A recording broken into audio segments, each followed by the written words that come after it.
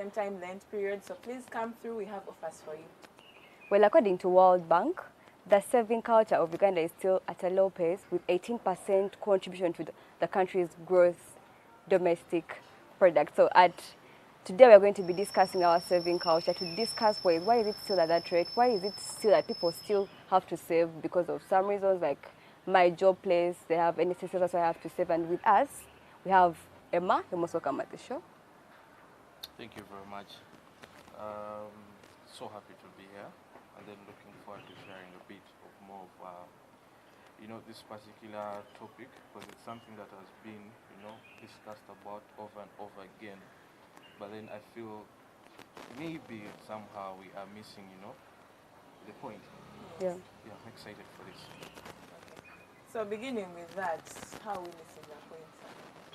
Well, I personally think it's not really about the saving culture. I feel the conversation is supposed to be something more to do with in terms of people accepting where they are and learning to live happy within the means they have. Let me give an example. Most of the people right now feel that I need a better job to earn more money so that I can be happy. But then if you understand the dynamics of how the employment status or industry is working right now, most of the people are paid less. They don't get enough money to save. Yeah. Because clearly even their expenses are more than what they earn. So how would you tell someone like that one to save? I think, just like you have said, that they are being paid less, but still they have to live within their means. Don't you think that we have to cut our costs? Thank you very much, and that's where actually I was leading this particular thing is someone gets a job that, for example, pays them around 700k. He was earning around 400k. Then eventually he's amps up to 700k. Then he says, okay, now I'm not staying in Nigeria anymore. So I have to up my game. Exactly. So instead of staying there so that they can be able to to save a little bit more, they decide to also increase their expenses. So you find that just because someone is not comfortable or they really don't know what is supposed to, let me put it this way. Our wants and needs are things that we are supposed to understand as us. Yeah. We don't know how to differentiate that. Yes. Most of the people, if you look at our culture, of finances, how we spend daily, you'll be there at office, you're like, today is a Tuesday. I don't have to go to this phone. Yes. I need to go to meet guy. I need to go to meet guy. Yeah. So meet guy is far away from your daily work budget. Yes, budget. Actually. And even your route to your home. You stay in Nigeria. Go back. Going to meet guy. Where they work. Tinder. Exactly, you're in Tinder. So you're not considering the transport you're using to go to meet guy, and then food at meet guy is what? 35k. That's the least amount. But then you cannot eat food alone. Drinks have to come in. I cannot go alone. Call your friends. Hey, Monica, where are you? Can you come through? So you end up going with a bit of, and she's like, you know what? I only have 30k on me. Like, it's okay, come through. I'll cover the other things. Exactly. But you realize me going to meet guys, like, time thing. It's a one-time. Thank you very much. We look at these particular small expenses as one-time things, but they have very big impacts. It's the small things that make significant differences. Yeah. When we look at this particular extra spends that we make, it affects us. In business is what we call runway. Okay. Runway is basically how much money does the business have that will help it move. Like if at all I have 2 employees, yes, how much runway do I have? Runway is basically, do I have enough money that will pay for the company's expenses? Not inputting. Exactly, even if we don't make any more profits for the next 6 months. So do you have that money with you? So is runway a kind of savings for the business? It's not really a saving, it is money that is supposed to be there to run the daily the daily expenses without hindering you. Because there are particular months that are bad months where you don't make like any profit. Yeah. Yeah. So, but if you had runway that is scheduled for like 6 months, within the 2 months that you're not making money, you can still be afloat. So that's why some businesses fail, because they don't have runway. So you see, as a person, you're supposed to understand how much money do I spend per month on transport? How much money do I spend per month on my data? meal? Thank you very much. Now let me give you a scenario yes. of someone. For example, your salary actually doesn't cover up your monthly transport. Thank you very much. You have to dress up, you have to eat well and everything. But then you realize, even if I walk some places on my way back home, yes, it still won't cover up the entire month. Exactly. And now this is why I talk about runway. You see, there are particular days where it's not that you're only going to Yeah. there are usually other gigs that get a bit of money. So that means you don't have one source of income. There is that. But there is getting that other extra source of income. And still you cannot be able to remain afloat. Yeah. So the culture should be, we are supposed to understand what we are supposed to be spending within a month. I know I'm not supposed to go, okay, I know my transport per day. Yeah. So I calculated that, then I know how much I'm supposed to spend a month. Within my kind of work, I understand that time in, time out, I keep getting a couple of deals here and there.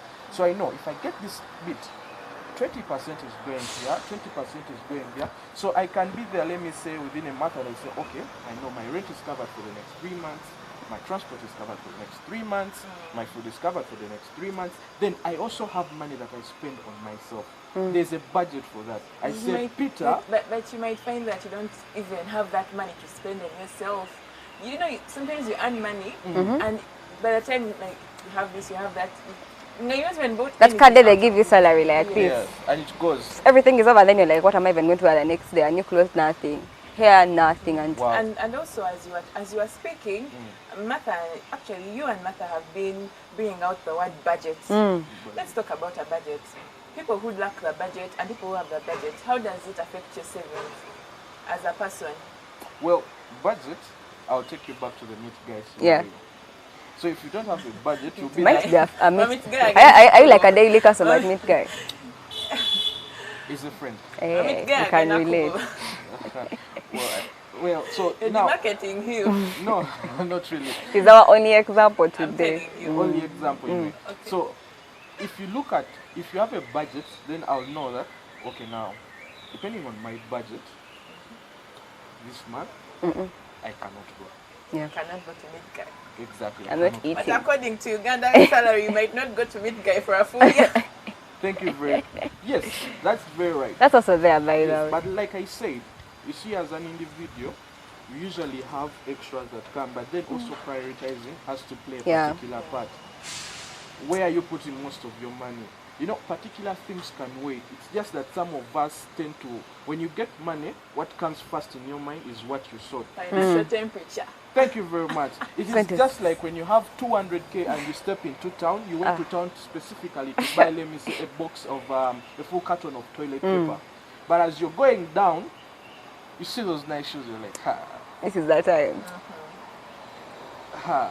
Side eye. Like the time you step in town, when you have a lot of money, yes, you feel like, today I'm spoiling myself by that. And you leave your car list you had already made, and just like that. But that's a problem. I don't know why it's always there. Now, what I usually advise people is that, you know, this list of things that we need, create the list like a month earlier. You see, the more you go into the month, you realize, okay, now I think I don't need this. I think I don't need this. So by the time the month gets to an end and you get your money, you already know what exactly you need. And we are supposed to have a discipline of saying, okay, now I'm going to buy that.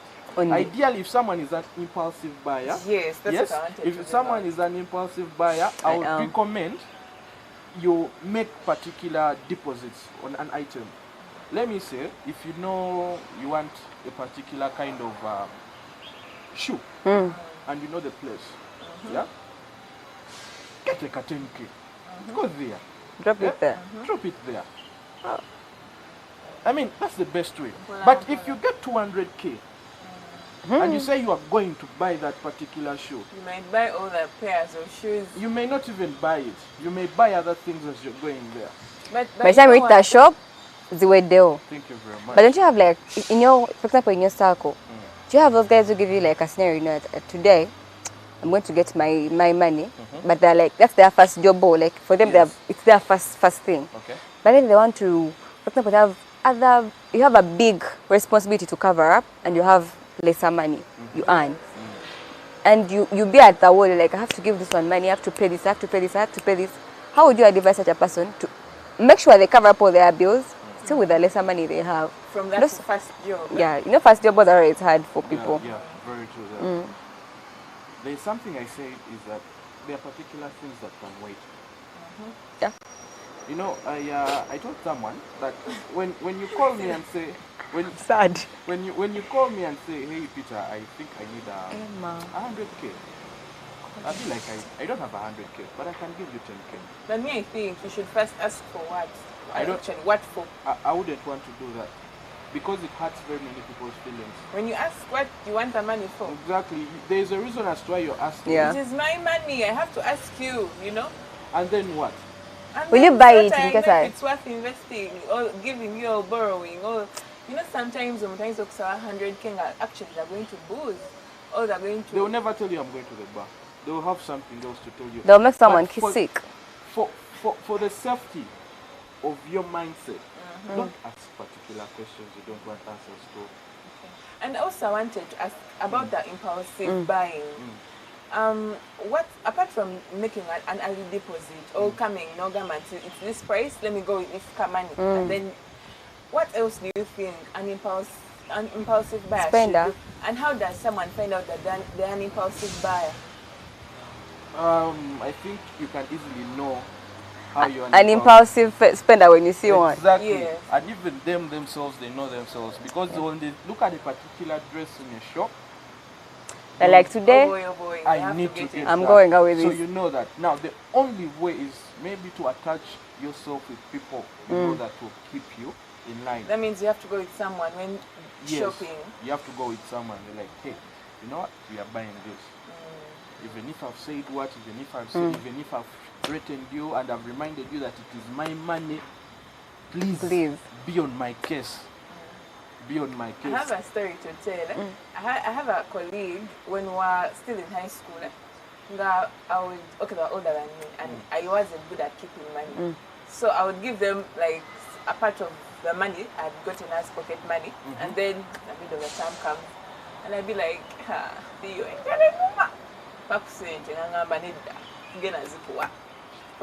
have to save for this. And indeed I would cry, I would grind, but he would not give me that money until the time would reach and I would need that money. But right now, trust me, there's always saving back then, for example, at one of school. You know, you would keep some money with Basa, with Metro, those people. And you'll be like you're really punished on your own money. I mean, it's my money, my mom gave me this money. Why am I not eating my money? And right now, you realize when you get, for example, a salary, look at it. You want to punish yourself on your own money, but you're like, I have to go out. I have to do this with my money. But then you realize you have to actually keep some money for.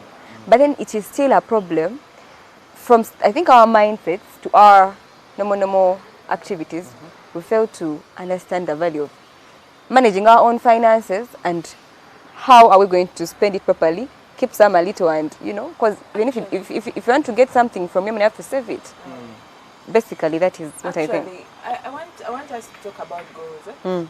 I think when you're saving and you don't have a goal, I think that's when you feel like you're being punished. But if you have a goal and you're saving for this, for example, I want a washing machine at the end of this year, then I think, I don't know, say something about it. Because I feel like if we feel like we're punishing ourselves when we keep this money aside and don't use it for anything, I think that will be because we lack goals for it, right? Now, you might even have a goal which is actually bigger than your money. You might have, for example, you want to buy a car and you're earning like 500K.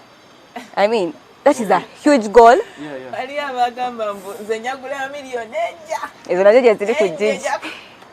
Well, so I feel I'm shaking. It's not acceptable. With people's porridge. We are just supposed to understand what we can be able to, achieve as individuals. Yeah? Particular people are supposed to realize that if you want a car, there are particular assets you cannot buy from salary. It has to be a deal. And is a car an asset? Yeah, it is. Well, it depends. It It's a depends. liability or It's an a asset? I will say it's a liability, but then I will still say it depends. Depends on.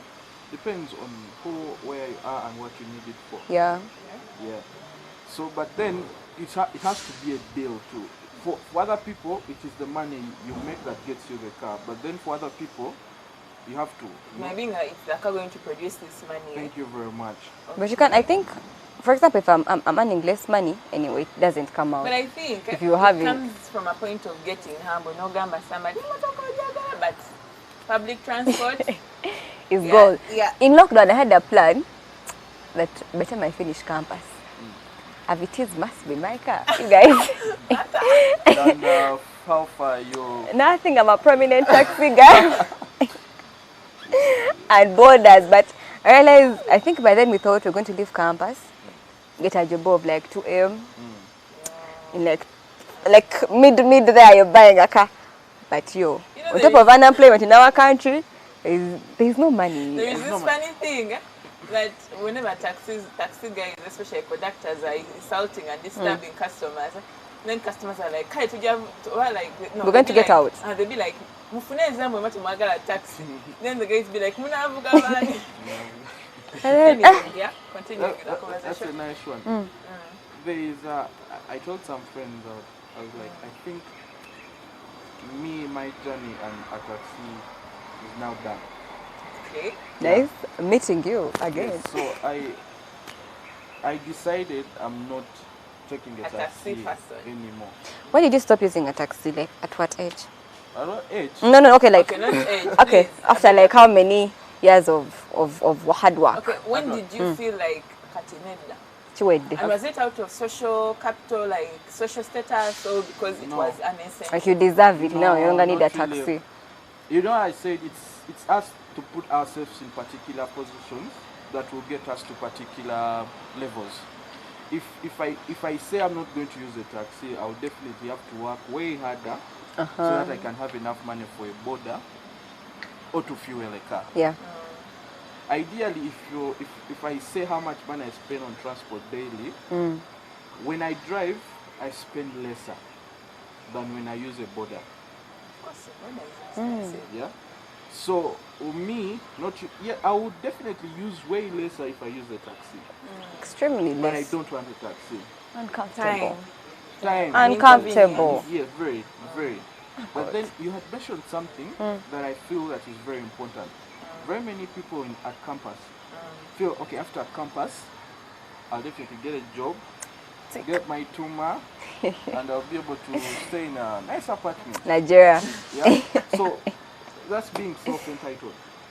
I don't think it's self-entitled. It is very Let me give you an self-entitled. example. If you're fresh from campus, you did business administration, and the bank is looking for a An branch accountant. manager. Yeah. Tell me what you're going to do there. What are you giving the bank? Okay, I understand your point, but I don't think Nothing. it's self-entitlement. I think it's out of one not being exposed. You don't know how Not the world really. works. Realize at school they give us less hands-on, and even if we do internship, it's still less. And I don't know, Yeah, it's not so enough at school. Our education system Poor. assesses us Once based on again, what we are blaming you. Not really. Government. I don't really say blaming government, and this is why. We assess based on what we remember, Yes. not based on what we What's understood. happening and how we are going to. Like when you go for the interview, what you remember then. Even at school, we Yeah. assessed on what we remember, Oh yeah. not what we understood. Yes. If you write what you Understood. understood, you'll be cancelled out. He'll tell you that this is not what I taught you.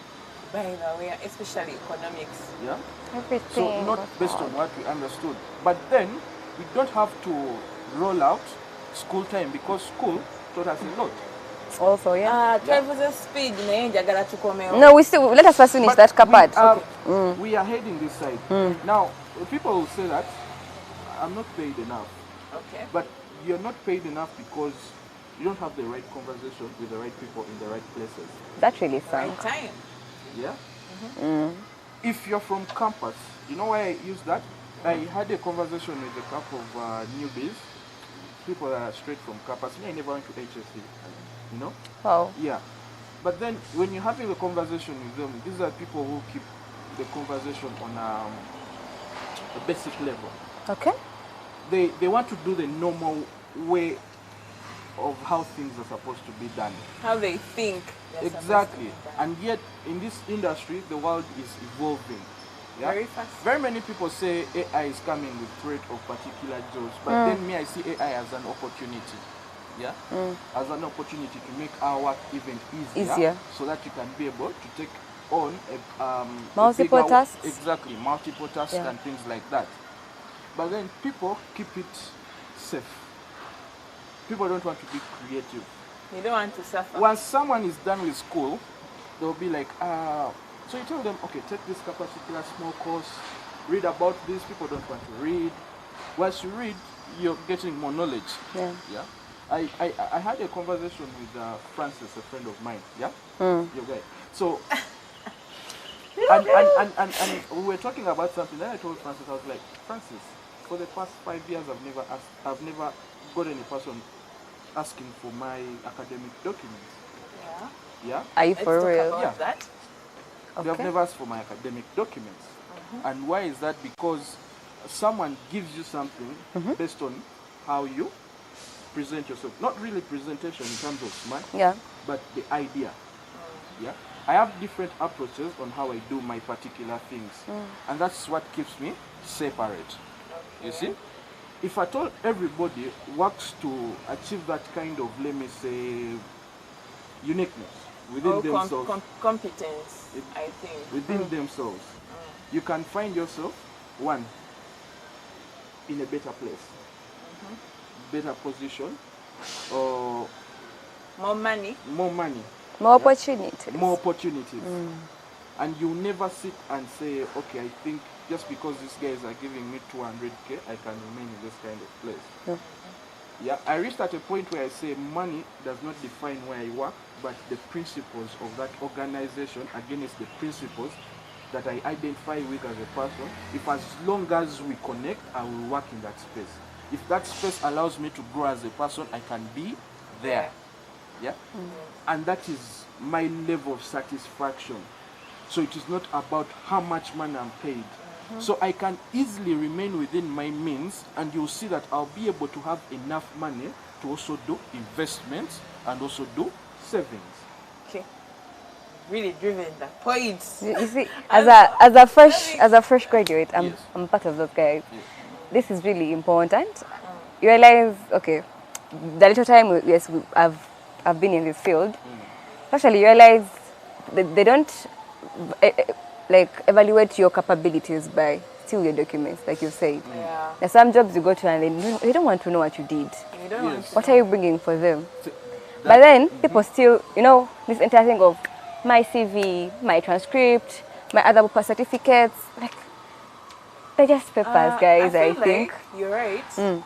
Academic documents, but Martha, there are certain spaces that still need those things, especially when it comes to the science industry.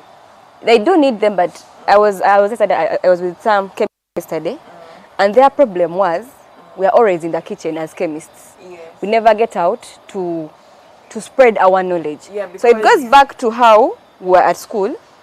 These doctors are, yes, they're very bright, but even the guy who brought COVID, if it wasn't for him to come out and show people that I have that drug with me right now, I wouldn't, be a prominent person. I think I understand what you're saying, but first of all, there's a lot of politics. And as Magalinti, when it comes to science, it's something that takes much time. Yeah. But then we are going to get back into the conversation. We're going to talk about the different methods of saving. So please allow us to take a breather. We are going to be right back.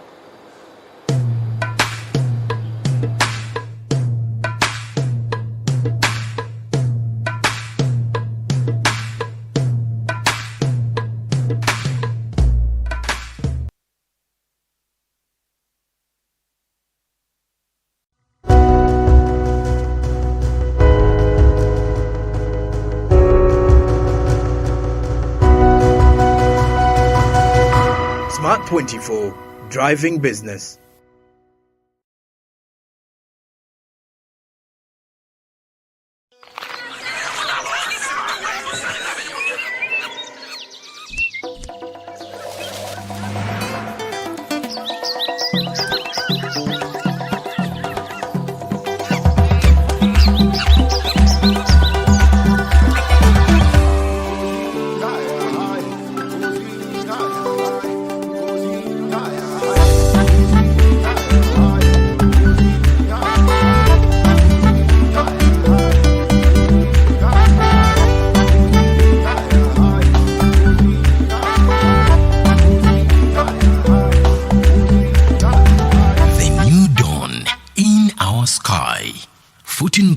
The taste of Uganda in a new international park.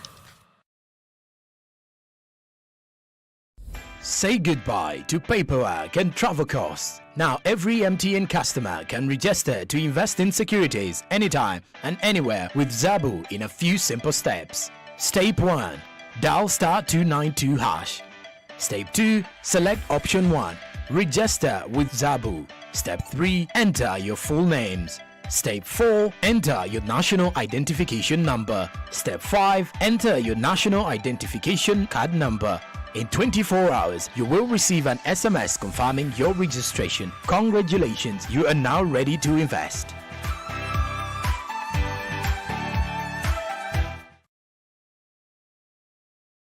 Don't miss on Smart 24 TV. Family spaces. You've got family businesses that go on for 50 years, others go on for hundreds of years. What about your family space? Do you have that plan? So I see family business as, we have to remember also to be rational and bring your rational self, not our emotional self. Join us this Saturday, Doreen Kemcha, Women in Business on Smart 24 TV, as we talk to Ms. Olga Nichols Walusimbi. She'll give us insight on how to manage and run a great family business as a legacy.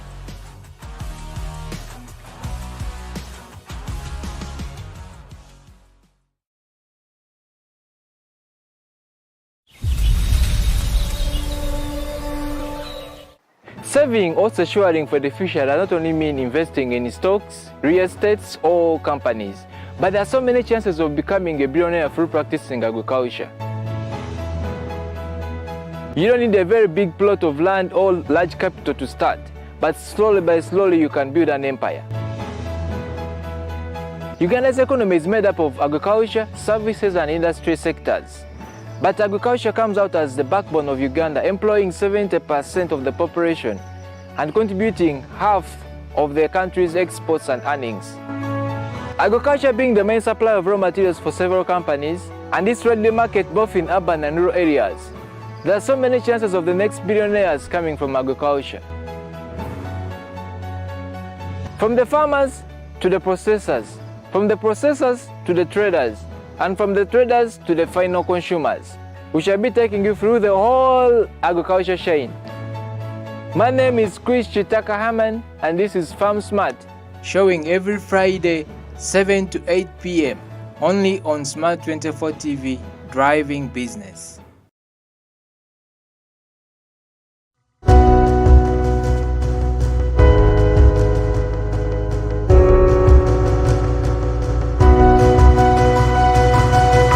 Smart 24, driving business.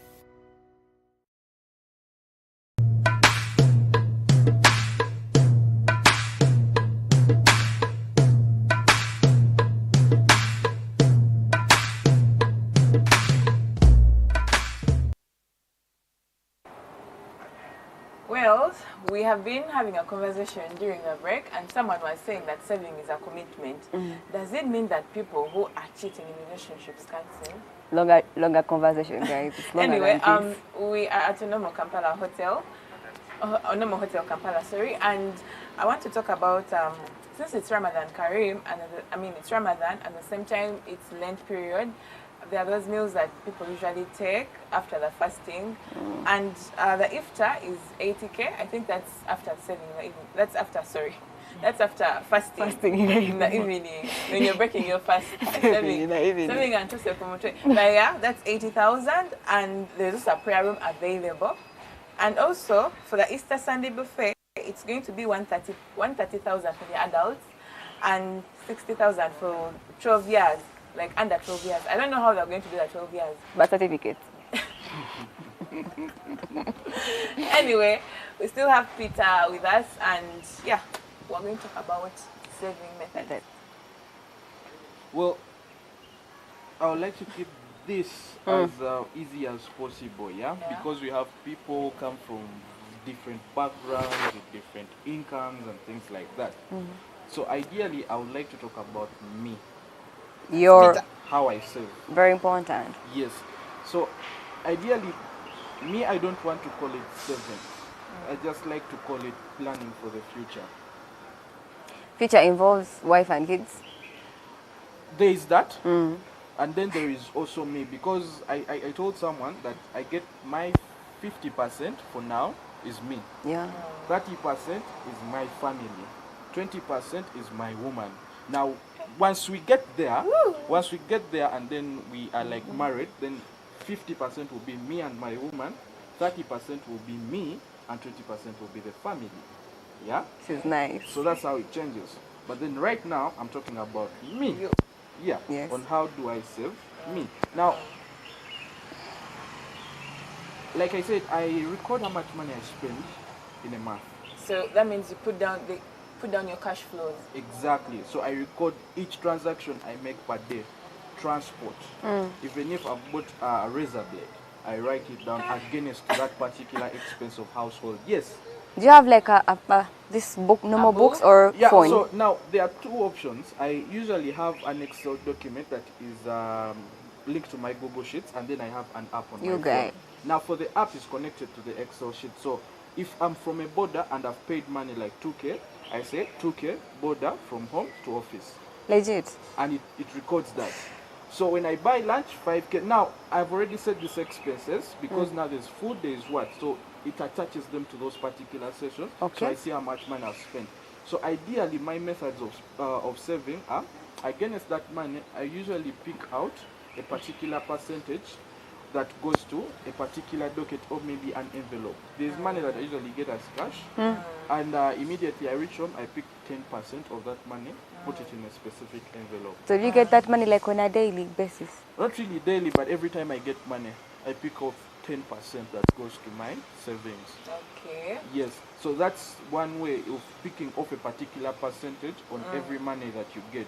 You pick off a percentage that doesn't affect you as a person. But still you keep rolling. Exactly, exactly. And honestly, guys, just be honest with yourself. If you don't have enough money, don't put yourself in a position of saving. It is very okay for you to break even, like to keep on living on a daily without saving money, because what you earn is what you spend. So is it food? There's what they say, hand to mouth. Like that. But you see the fact that you have even the fact that the part you said you have that Excel document connected to your. You know, someone writing down that 100 shilling for a matchbox or a razor blade is another thing I'm telling you. It's another thing. That's the discipline we're talking about. Money discipline. You're supposed to be disciplined as an individual. Yeah. I have a depot. Yeah. And for the first 2 months when we had just opened the depot, the money that I used to see in the drawer, because like a crate is like 65, so you say like 25 crates, you see like 2 million. Yeah. And you're like, that's a lot of money. I can pick 20K, things like that. Yeah? So, but then when you're making the books, then you realize that money is not balancing. So I figured that even 100K should be recorded in your life. So that's where discipline for money comes in. You're supposed to discipline. Then the other methods, I would say that you're supposed to define what particular goals that you would want will help you save better. So I can either open up a fixed deposit saving or a savings, with a bank, so that you can be able to, put money there. Join circles. They're usually cash ones that people usually do. That could be a those nice cash one. rounds, one the name But or is not the really soccer not names. advisable from my side. I don't do them because they don't help me in any way. So, but for other people, it usually is helpful. For maybe people that are into, let me say, if you sell clothes and stuff, cash rounds will be nice because you have enough money to buy stock. Exactly. So when it comes, your cash round comes, you can buy new stock and then stock your shop and things like that. So it depends on what kind of a person. There are very many ways. So circles, cash rounds, the bank. Then I would like to highlight one other thing.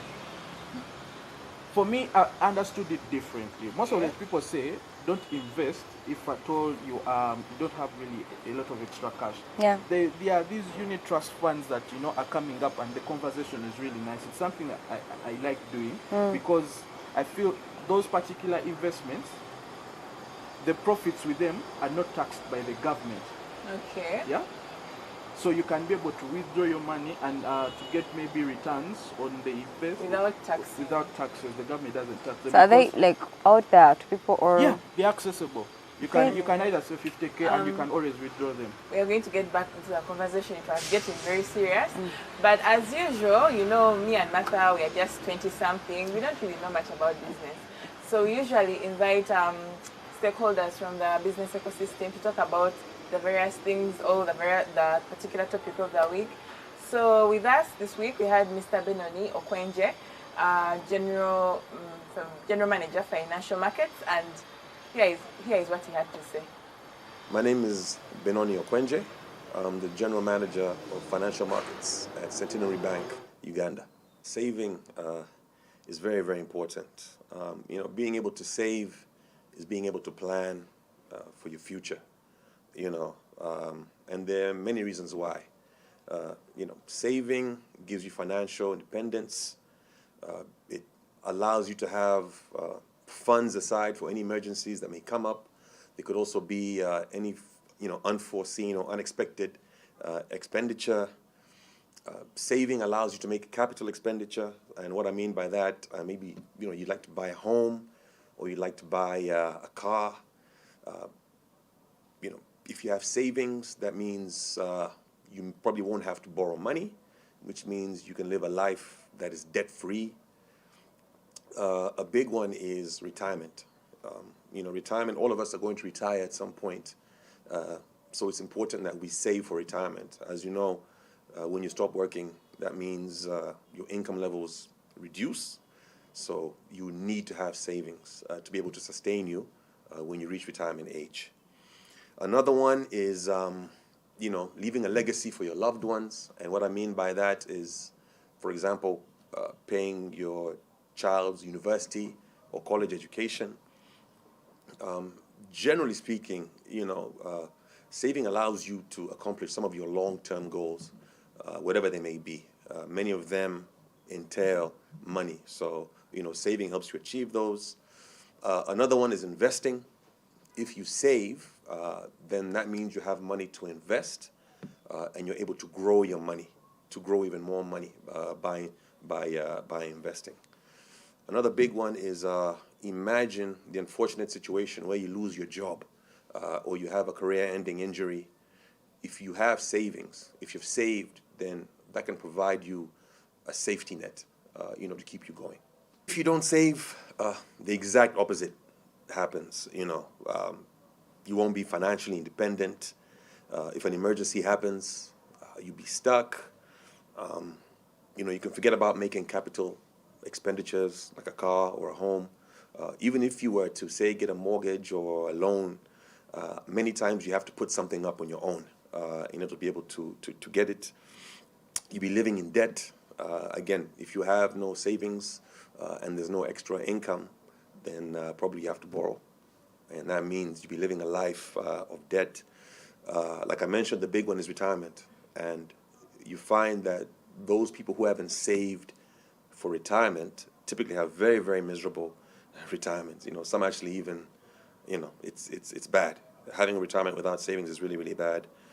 Not being able to provide for your children's education, assuming they're of age, that also could be a drawback of not saving. That's on a personal level. Now, looking at it as a country, at a country level, the country of Uganda, we generally have a very poor savings culture. Looking at the official numbers, if you look at our savings as a percentage of GDP, we're at about 18%, which at a global level is quite low. So what does that mean? It means that as a country, we have a very small pool of long-term funds. So that's why, for example, interest rates are high. You want to get a loan from a bank, they'll charge you a very high interest rate because the pool of long-term savings is small. Therefore, the cost of that money is a lot higher. We can even take it further. If you look at government, government has many responsibilities, providing goods and services for Ugandans, building the infrastructure. Now, because we have a very small pool of savings, they're not able to tap and borrow a large amount of money to be able to do that. And therefore, many times they have to borrow externally and what have you.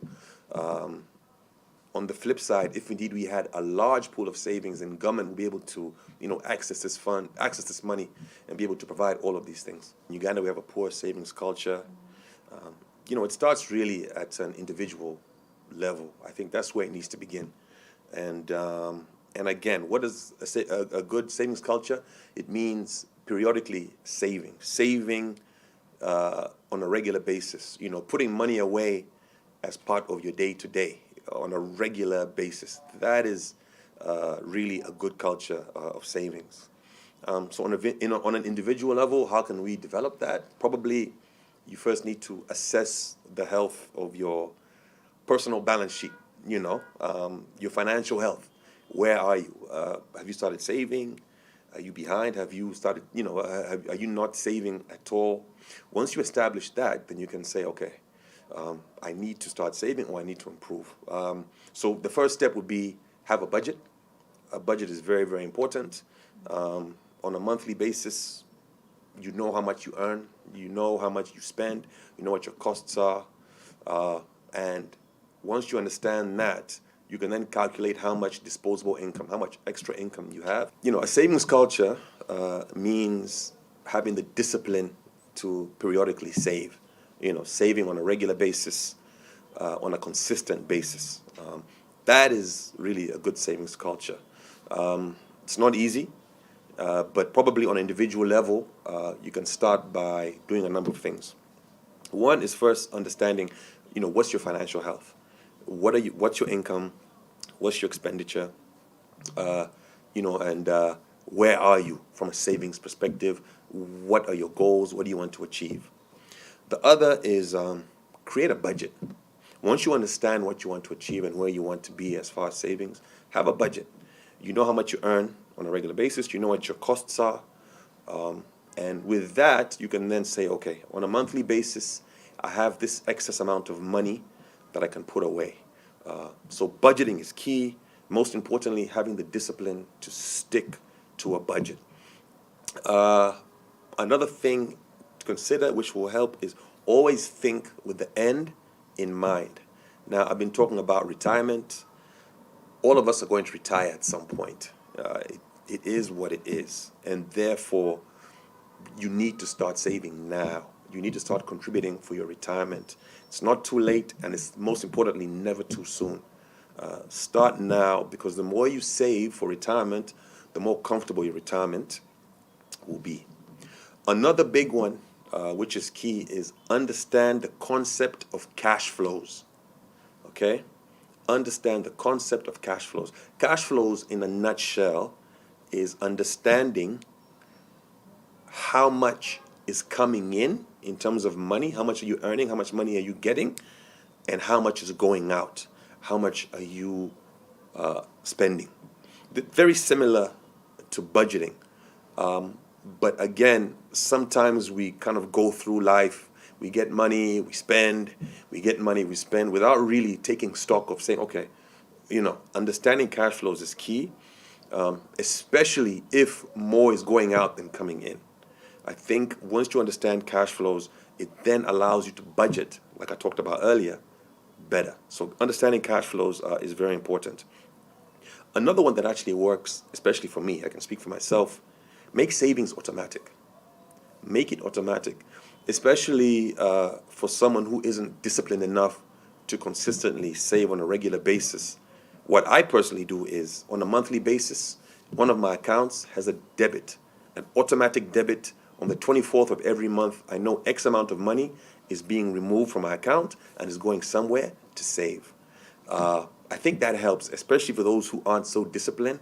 So irrespective of what I do, I know that that debit is happening every single month, easy, and at least I know I am saving by default. No matter what happens, I'm saving. So I think that is also something that can kind of help in developing an individual savings culture. Another thing that you can do, though again it's probably need a bit of discipline, is pretend you're paying off a loan.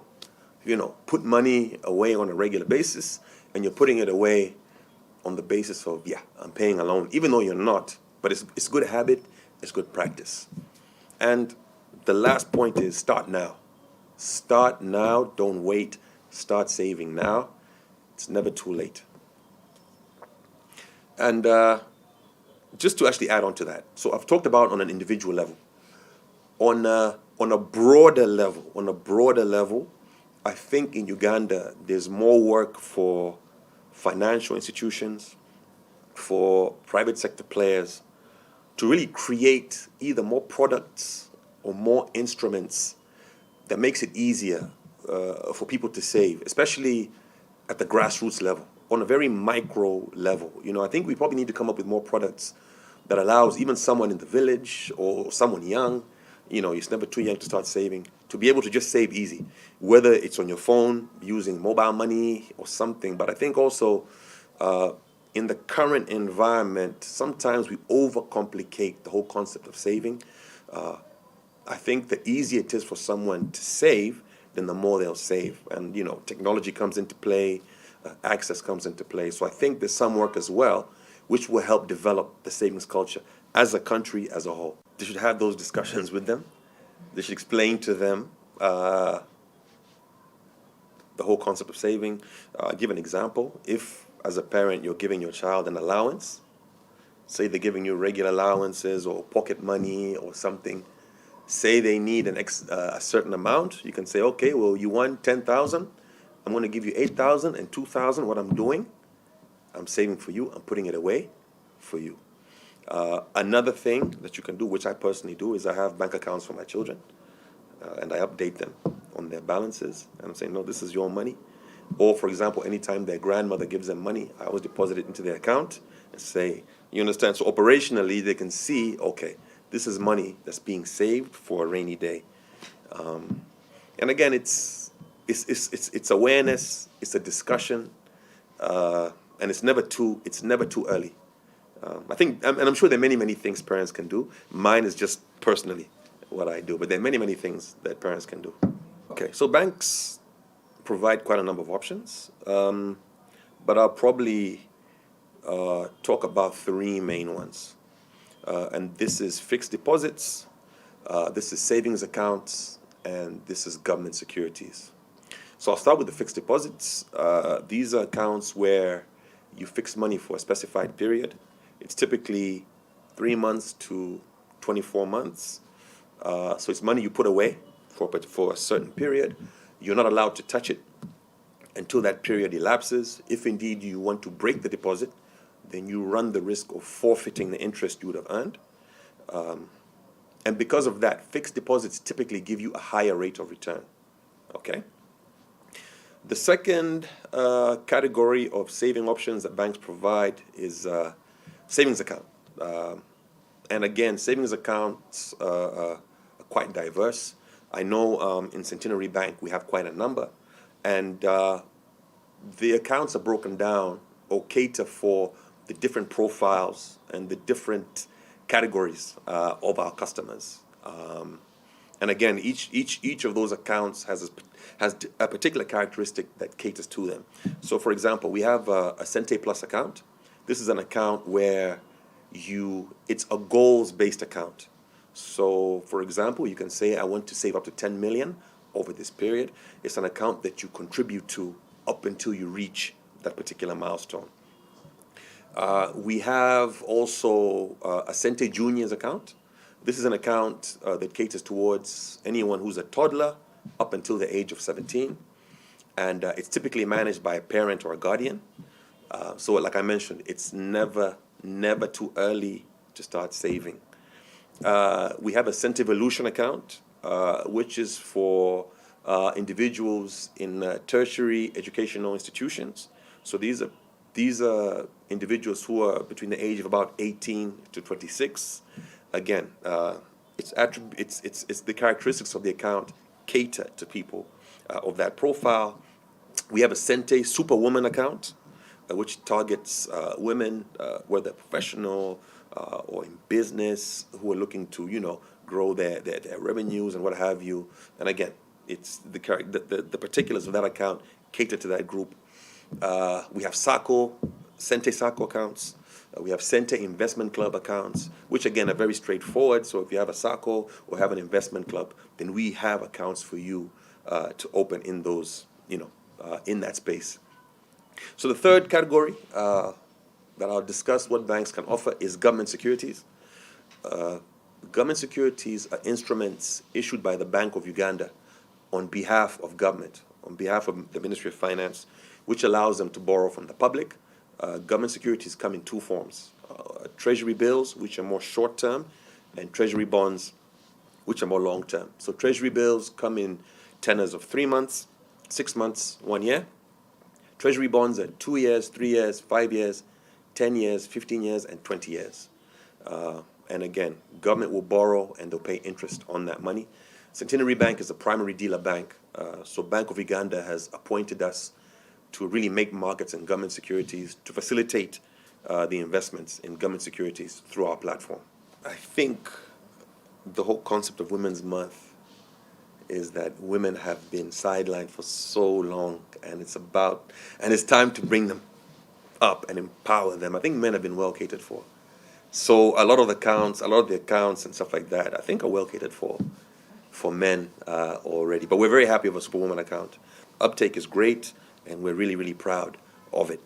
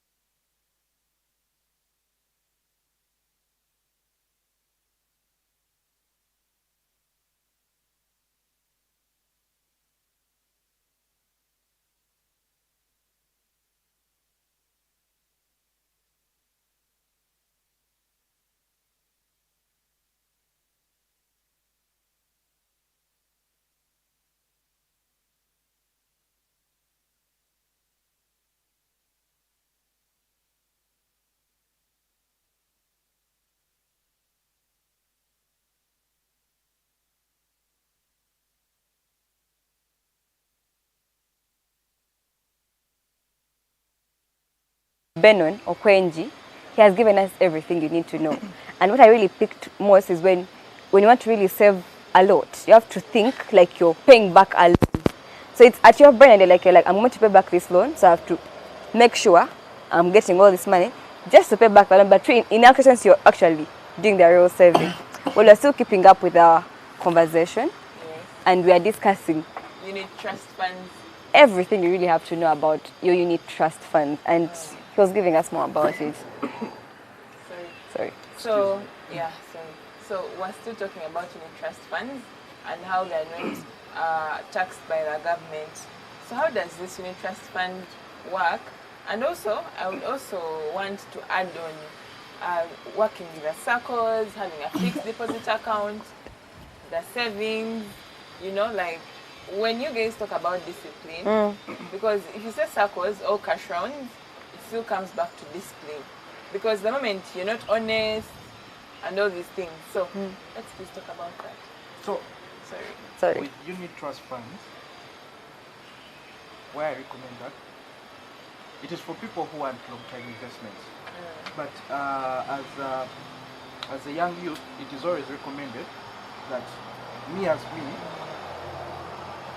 I would want to save for the future. Yeah. But I don't want to call it saving. I want to call it investment in my future. This money keeps on getting profits.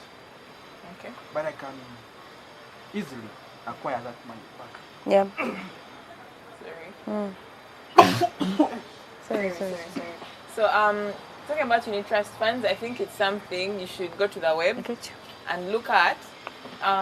Unit trust funds in our Gambia, you get profits, but it's not taxed by the government. And I think if I'm not being taxed, why not? Why shouldn't I take that up? Yeah. And also fixed deposit accounts, like they said earlier on. This is something that you have a goal, and for example, you say within 6 months, I want to save this. Yeah. So fixed deposit account, though I talked about for you that. Yes.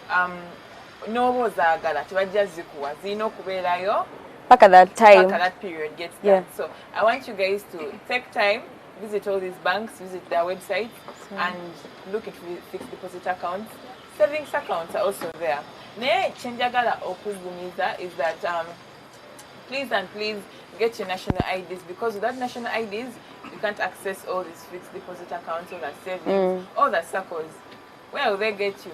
And all these things. But we are wrapping it up, and I would want to say that please and please think of your finances, because time is not going to wait for you. And I would want to send special shout outs to Brenia Katisime. Yeah. We are with you, baby girl. She's our, we're always with her here, so just always with her. So. Yes, so Alan, two of them will be sent by. Well, about all this, I would just recommend everybody to keep it safe. Yeah, don't do saving just because someone says go and save. Go into saving because you're ready. You're ready to save. Yeah. Okay. Well, I've really learned a lot from this episode of actually saving. Just to make you remember a little bit everything, you have to keep watching the Youth Business Lounge on Saturday at exactly 10 a.m. We are always live on Smart 24 TV, and we are channel 372, that is DSTV and GOTV 394, and our social media handles are Smart 24 TV live, Twitter and YouTube, and Facebook and Instagram. Have a blessed week. And I'm excited also so that we are free to air. We are also free to air. Yeah. Have a blessed weekend. We love you guys. Keep watching the show. Keep learning with us and have a great time. Bye.